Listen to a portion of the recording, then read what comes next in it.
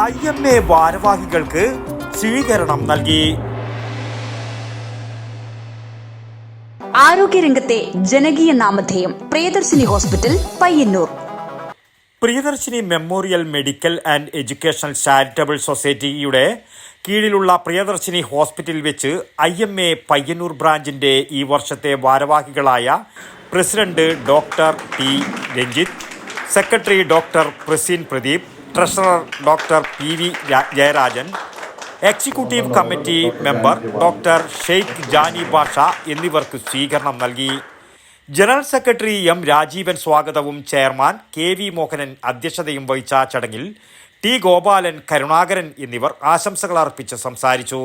ഇന്നത്തെ യുവ ഡോക്ടർമാർ കാണിക്കുന്ന ഈ ഒരു ആറ്റിറ്റ്യൂഡ് അങ്ങേയറ്റം ശ്ലാഘനീയമാണ്.